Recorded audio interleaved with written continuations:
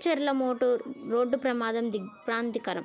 ప్రకాశం జిల్లా తాటిచెర్లమోటు దగ్గర చోటు చేసుకున్న రోడ్డు ప్రమాదంలో 6 దుర్మరణం పాలయ్యారని తెలిసి దిగ్భ్రాంతికి లోనయ్యానని ఉప ముఖ్యమంత్రి శ్రీ పవన్ కళ్యాణ్ ఒక ప్రకటనలో తెలిపారు. స్టూవర్టుపురంకు చెందిన వారు మహానంది వెళ్ళొస్తున్న సందర్భంలో ఈ ప్రమాదం చోటు చేసుకున్నట్లు తెలిసింది. మృతుల కుటుంబాలకు ప్రగాఢ సానుభూతి తెలియజేస్తున్నాను.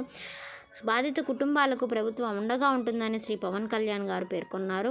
వీరమల్లుకు ముందు థియేటర్ల బంద్ విచారణకు మంత్రి ఆదేశం. ఆంధ్రప్రదేశ్ జూన్ 1 నుంచి సినిమా హాళ్లు బంద్ చేయాలని ఎగ్జిబిటర్లు తీసుకున్న నిర్ణయంపై మంత్రి దుర్గేష్ మండిపడ్డారు. హరిహర వీరమల్లు మూవీ రిలీజ్ ముందు థియేటర్లు మూసివేయాలని 4 ఒత్తిడి చేస్తున్నారనే వార్తలు వచ్చాయి. దీనిపై విచారణ చేయాలని హోంశాఖ ముఖ్య కార్యదర్శి విశ్వజిత్కు మంత్రి సూచించారు. హాళ్ల బంద్ ఎన్ని చిత్రాలు ప్రభావితమవుతాయి, రెవెన్యూ నష్టంపై వివరాలు సేకరిస్తారని జేఎస్పీ ట్వీట్ చేసింది.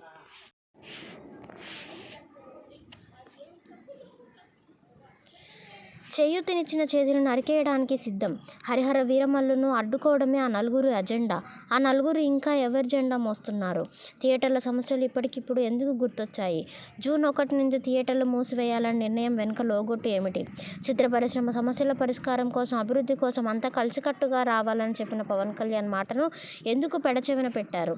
ఉప ముఖ్యమంత్రిగా బాధ్యతలు స్వీకరించాక సినీ నిర్మాతలతో సమావేశమై సానుకూలంగా స్పందిస్తే థియేటర్ల మూతతో రిటర్న్ గిఫ్ట్ సినిమా థియేటర్ ఎవరు నడుపుతున్నారు? థియేటర్ నిర్మించిన యాజమాన్య చేతుల్లో నుంచి లీజుదారుడు చేతుల్లోకి వెళ్ళిపోయి చాన్నాళ్ళయింది.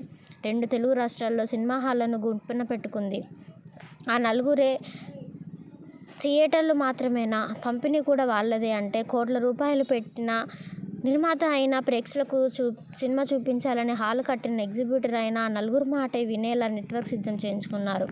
తమ సినిమాలు ఉన్నప్పుడు తెలుగు చిత్ర పరిశ్రమలో ఏ సమస్యలు, ఇబ్బందులు లేవన్నట్టు సాఫీగా వ్యవహారం నడిపిస్తారు. అదే వాళ్ళ నచ్చిన నిర్మాత, హీరోల చిత్రాలకు ఆటంకాలు కల్పించేలా సమస్యలు పుట్టుకొచ్చేలా చేస్తారు. ఇప్పుడు తెలుగు సినిమా పరిస్థితుల్లో నడుస్తున్న చర్చ ఇదే. తెలుగు సినిమా పరిశ్రమ అభివృద్ధి కోసం సూచనలు చేస్తూ సహకారం అందిస్తున్న ఆంధ్రప్రదేశ్ ఉప ముఖ్యమంత్రి పవన్ కళ్యాణ్ నటించిన సినిమాకు అడ్డంకులు కల్పిస్తూ చేతులు నరికేయడానికి సిద్ధపడుతున్నారు. జూన్ 12వ తేదీన పవన్ కళ్యాణ్ నటించిన హరిహర వీరమల్లు సినిమా విడుదల కాబోతుంది.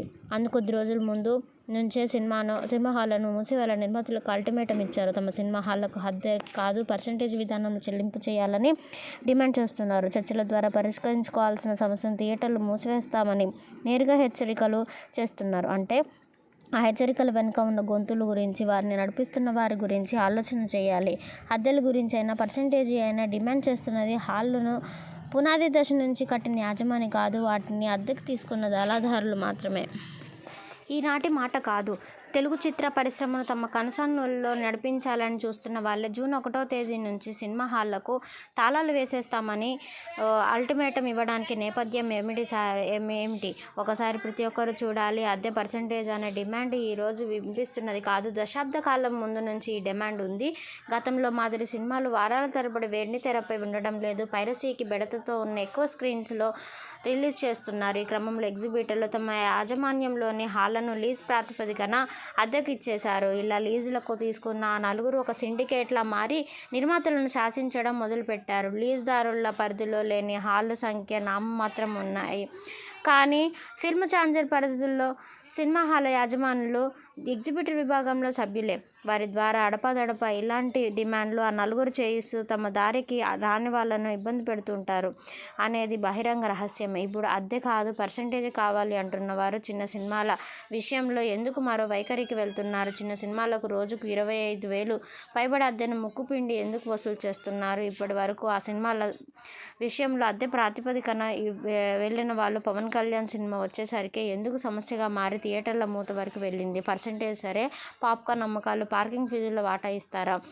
ఉభయ రాష్ట్రాల్లో మల్టీప్లెక్స్లో వాటాల విధానంలో సినిమా ప్రదర్శనలు చేస్తున్నారు. సింగిల్ థియేటర్లు అద్దె ప్రాతిపదికనే ఎక్కువగా నడుస్తున్నాయి. ఇప్పుడు ఎగ్జిబిటర్ల పేరుతో డిమాండ్స్ చేస్తూ ఉన్నారు. సరే, పర్సెంటేజ్ విధానంలోనే వెళ్ళిన పక్షంలో టికెట్ మీద వచ్చిన వస్తువులు మాత్రమే కాకుండా ఆ సినిమా ప్రదర్శించినంత కాలం క్యాంటీన్లో పాప్కార్న్ అమ్మకాలు, కారు, స్కూటర్, సైకిల్ పార్కింగ్ వచ్చిన రెవెన్యూలను వాటా ఇస్తారో లేదో ఆ 4 తెలుసుకోవాలి.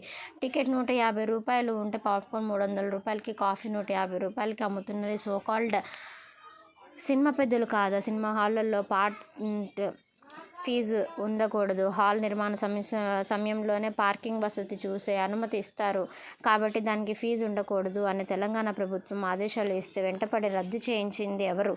ఆ వ్యాపారంలో వాటాలు ఇస్తారా?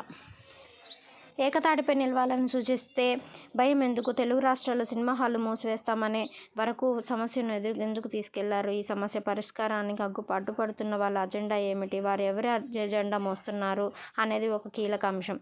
ఆ నలుగురు తీసిన వారి చేతికి ఇచ్చిన సినిమాల సమయంలో ప్రభుత్వం చుట్టూ తిరిగి బెనిఫిట్ షోలు మరి నుంచి టికెట్ ధర పెంచే వరకు అన్ని రకాల విన్యాసాలు చేస్తారు.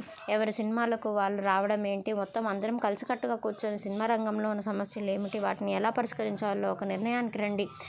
వాటిని ప్రభుత్వం దగ్గర నుంచి చర్చించి సినిమా పరిశ్రమను వేలు చేసే నిర్ణయాలు తీసుకుందాం. పవన్ కళ్యాణ్ ఉప ముఖ్యమంత్రి హోదాలో సినిమా పరిశ్రమ ముఖ్యులకు సూచించారు. ఆయన బాధ్యతలు స్వీకరించాక విజయవాడలో సినీ పరిశ్రమ నుంచి ప్రతినిధుల బృందం కలిసింది. ఈ బృందంలో దిల్ రాజు, సురేష్ బాబు, అల్లు అరవింద్, శ్రీ అశ్వనీ దత్, సుప్రియ తదితరులు ఉన్నారు. వారిని సాదరంగా స్వాగతించి వారి సమస్యలు తెలుసుకున్నారు. అంతేకాదు ఎప్పుడు ఏ ఇబ్బంది కలిగిన సినిమాటోగ్రఫీ శాఖ మంత్రి కందుల దుర్గేష్ను కలిసి చర్చించండి అని కూడా స్పష్టంగా చేశారు. వేర్వేరు సందర్భాల్లో సినీ నిర్మాతలు దిల్ రాజు, అల్లు అరవింద్ తదితరులు పవన్ కళ్యాణ్ను కలిసి తమ సినిమా విడుదలకు అవసరమైన అనుమతుల కోసం చర్చించారు. అదేవిధంగా దిల్ రాజు నిర్మించిన గేమ్ చేంజర్ సినిమా వేడుకకు హాజరైన సందర్భంలో కూడా సినిమా పరిశ్రమపై కూటమి ప్రభుత్వానికి గౌరవం ఉందని, సినీ పరిశ్రమ అభివృద్ధిని ముఖ్యమంత్రి చంద్రబాబు నాయుడు ఎప్పుడు ప్రోత్సహిస్తూ ఉన్నారని చెప్పి టికెట్ ధర కూడా ఊరికనే పెంచడం లేదని, తద్వారా ప్రభుత్వానికి జీఎస్టీ కూడా వస్తుందని ప్రజలకు వివరించారు. పరిశ్రమను ఏకతాటిపై నిలవాలని సూచించగానే ఆ నలుగురికి సముఖత చూపలేదు. అందరూ కలిసి ఒకసారి వస్తే చంద్రబాబు గారితో మాట్లాడదామని చెప్తే ఇప్పటి వరకు ఆ నలుగురు చొరవ చూపించలేదు. అందరు కలిస్తే తమ ఉనికి గుత్తాధిపత్యం పోతుంది. తమకు వెనుక నుంచి సహాయం అందించే వారికి నచ్చదని మోకాలు అడ్డుతూ వస్తున్నారు.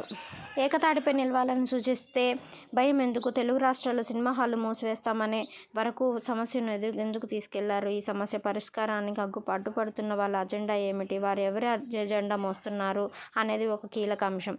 ఆ నలుగురు తీసిన వారి చేతికి ఇచ్చిన సినిమాల సమయంలో ప్రభుత్వం చుట్టూ తిరిగి బెనిఫిట్ షోలు మరి నుంచి టికెట్ ధర పెంచే వరకు అన్ని రకాల విన్యాసాలు చేస్తారు. ఎవరి సినిమాలకు వాళ్ళు రావడం ఏంటి? మొత్తం అందరం కలిసికట్టుగా కూర్చొని సినిమా రంగంలో ఉన్న సమస్యలు ఏమిటి? వాటిని ఎలా పరిష్కరించాలో ఒక నిర్ణయానికి రండి. వాటిని ప్రభుత్వం దగ్గర నుంచి చర్చించి సినిమా పరిశ్రమను వేలు చేసే నిర్ణయాలు తీసుకుందాం. పవన్ కళ్యాణ్ ఉప ముఖ్యమంత్రి హోదాలో సినిమా పరిశ్రమ ముఖ్యులకు సూచించారు. ఆయన బాధ్యతలు స్వీకరించాక విజయవాడలో సినీ పరిశ్రమ నుంచి ప్రతినిధుల బృందం కలిసింది. ఈ బృందంలో దిల్ రాజు, సురేష్ బాబు, అల్లు అరవింద్, శ్రీ అశ్వనీ దత్, సుప్రియ తదితరులు ఉన్నారు. వారిని సాదరంగా స్వాగతించి వారి సమస్యలు తెలుసుకున్నారు. అంతేకాదు ఎప్పుడు ఏ ఇబ్బంది కలిగిన సినిమాటోగ్రఫీ శాఖ మంత్రి కందుల దుర్గేష్ను కలిసి చర్చించండి అని కూడా స్పష్టంగా చేశారు. వేర్వేరు సందర్భాల్లో సినీ నిర్మాతలు దిల్ రాజు, అల్లు అరవింద్ తదితరులు పవన్ కళ్యాణ్ను కలిసి తమ సినిమా విడుదలకు అవసరమైన అనుమతుల కోసం చర్చించారు. అదేవిధంగా దిల్ రాజు నిర్మించిన గేమ్ చేంజర్ సినిమా వేడుకకు హాజరైన సందర్భంలో కూడా సినిమా పరిశ్రమపై కూటమి ప్రభుత్వానికి గౌరవం ఉందని, సినీ పరిశ్రమ అభివృద్ధిని నేరేళ్ల కోనేరు కాలనీలో కాలిన ట్రాన్స్ఫార్మర్ మార్పు. జనసేన నాయకుడు డాక్టర్ కందుల నాగరాజు గారి చొరవతో విద్యుత్ సమస్యకు పరిష్కారం. విశాఖ దక్షిణ నియోజకవర్గంలోని నేరేళ్ల కోనేరు కాలనీలో రాత్రి పడిన భారీ వర్షానికి ట్రాన్స్ఫార్మర్ పూర్తిగా దెబ్బతింది. ఈ కారణంగా కాలనీ మొత్తం కరెంటు లేక ప్రజలు తీవ్ర ఇబ్బందులు ఎదుర్కొంటున్నారు. ఈ సమయం తెలుసుకున్న జనసేన పార్టీ నాయకులు గౌరవ కార్పొరేటర్ డాక్టర్ కందుల నాగరాజు గారు వెంటనే ఘటనా స్థలానికి చేరుకొని పరిస్థితిని సమన్వయంగా సమీక్షించారు. సంబంధిత అధికారులతో చర్చించి తక్షణమే ట్రాన్స్ఫార్మర్ మార్పుకు చర్యలు చేపట్టారు. ఈ క్రింద ఉన్న చిత్రాల్లో ట్రాన్స్ఫార్మర్ మార్చే పనులను పర్యవేక్షించిన నాగరాజు గారి చొరవ స్పష్టంగా కనిపిస్తుంది. ప్రజల సంక్షేమమే ధ్యేయంగా ఎల్లప్పుడూ ముందుండే నాయకుడిగా డాక్టర్ నాగరాజు గారిని స్థానికులు ప్రశంసలతో ముంచెత్తారు.